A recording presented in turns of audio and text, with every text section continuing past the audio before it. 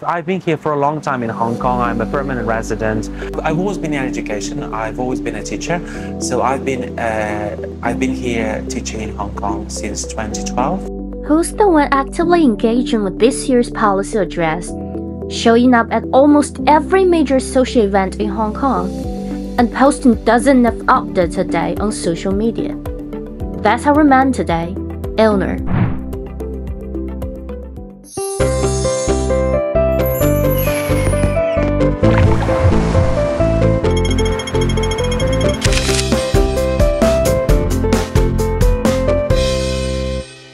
Hi, my name is Ilnur Minakhmetov. Originally I'm from Russia, from a very beautiful city which is called Kazan, which is the capital city of Tatarstan. And I've been in Hong Kong since 2012. I think Hong Kong is really well positioned to be called as an international education hub, and I'm very proud that I've been teaching here for so long. Whenever you ask Ilnur what he does, he always says, "I'm English teacher, a Russia guy teaching native level English in Hong Kong." That's a story. So I started my teaching career once I graduated from uni, and I just spent 4 years working in Russia as a teacher. I worked in different institutions, in different schools, and then I came to realization that it's important for me also to maybe it's a good idea to travel somewhere and also teach English. So I was thinking about why not just to travel to somewhere else outside Russia, and it's provide lots of great opportunities in terms of language immersion, and also you want to know more about other cultures, and also maybe you can want to learn some language as well. So I was thinking of Asia, somewhere in Asia, and I said Hong Kong because I've never been here before, and I thought that would be a good idea, and since then I've been here. Yeah. Ask him about education and get ready for TED Talk. I love my job. It's more about communication because I like my students and I always like to communicate with them. If students want to chat to me, I always spare some time, like 5-10 minutes. We can sit down, we can talk about anything that they want. Students, they always need our support because we're here not just to help them to learn something, but we're also help them to become a better version of themselves, to become good citizens here, and also help them with their future career, future planning. Oh yeah, this is something that I also decorated myself. I put up lots of visual aids for students, like visual information. For example, here you can see those are motivational quotes, like believe to achieve, always chase your words before you spit them out. Because I like collecting different flags. Just put them here, so as part of decoration in the room. Yeah. Of course, life in Hong Kong wasn't always smooth sailing for him. The city confused him, challenged him, and even made him question himself at first. Most of my friends, they always say, "Oh, I still wonder how you managed to live in Hong Kong." I said, "What's wrong with that?" Because it's so crowded.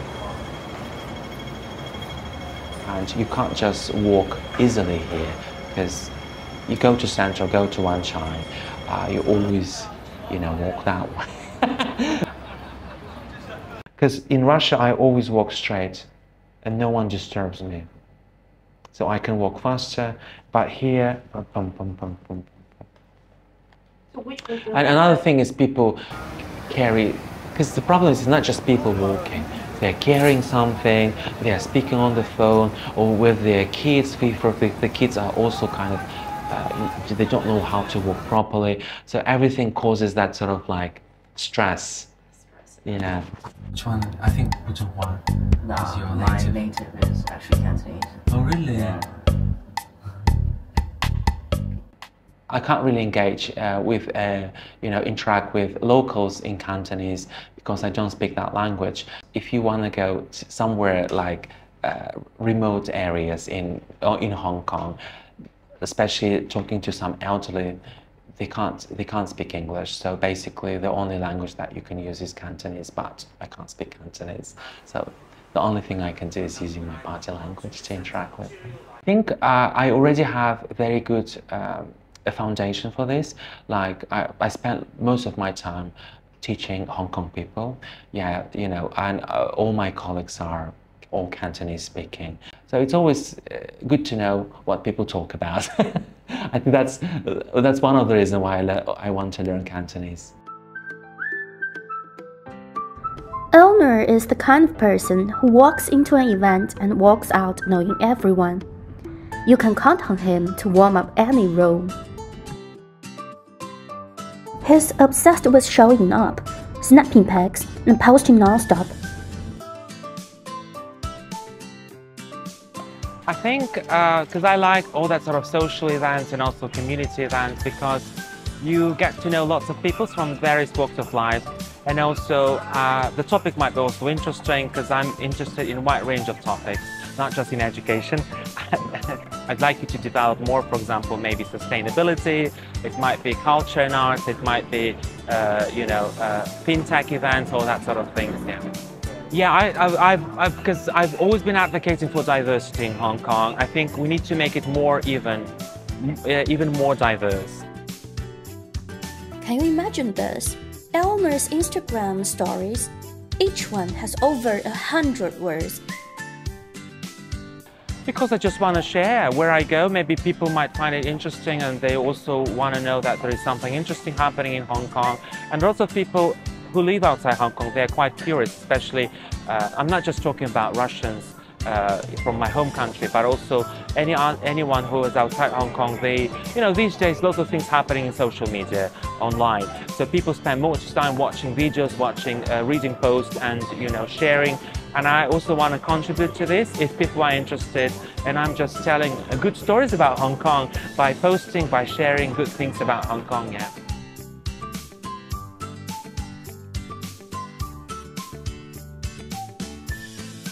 It's hard to kind of like maintain work-life balance here, because I heard lots from my, expat friends, from other foreigners working here, when they arrived for the first time in Hong Kong, they thought everything is so fast, everything, and it seems like there is no time to relax at all.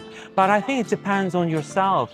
If there are lots of interesting things to do in Hong Kong. You can go for a hike, you can join any sort of like, outdoor fitness activities, or there are lots of cultural events you can join. It just depends. If you know when to stop from work, you just need to stop straight away. I don't really have that much spare time, but whenever I have, I try to go out and explore what Hong Kong has to offer.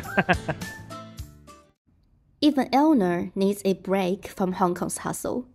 When the pressure builds up, he grabs his backpack and goes. No plan, just to take it and the need to breathe. Yeah, I like traveling a lot, yeah. I'm very spontaneous. I'm quite spontaneous when it comes to my, travel adventures. I never book anything in advance. I know lots of people, they book a year in advance, at least 6 months in advance. But I'm just a last-minute person. 2 weeks ago, I traveled to Singapore, and it's just 2 hours. It was a weekend trip. I came back on Monday morning, and all the way I came with my luggage. I traveled to school here from the airport. So I think what I like about Hong Kong, it's very convenient. Ilnur's love for Hong Kong has even rubbed off on his friends. He would write to newspapers to give advice about education, about Muslim. He would speak on radio immediately after the chief executive launched his policy address. I feel like he's not just living here, he is invested and participated in this community. Once I have asked him if he ever thought about leaving Hong Kong, he said never. Yeah, I know. Of course, I know everything in Hong Kong. Yeah, that's a very interesting concept, because I feel like Hong Kong is now my home. Because even I wasn't born here, but I spent most of my time here. Here. Thank you. Yeah. Whenever I return to Hong Kong, this is my home. Everything is so familiar. Everything is, you know what to expect, what to do. Whenever I return back to Russia, it feels like I'm still like not really a local there. Yeah, Hong Kong is my home.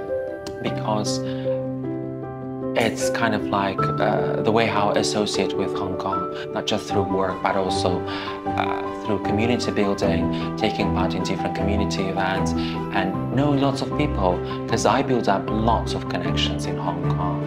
I think this is why I call Hong Kong as my home. Nope. And we have to take a photo together. Yes, of course. I'm going to invite one of the students to help us to take a photo. And our interview have not finished yet. Yeah, I know, yeah. A lot of pressure when interviewing because, you know, he's not just a teacher, but also a speaking examiner. Just keep practicing. I was even worrying about what score he might give me. Thank you very much, and welcome here. Okay.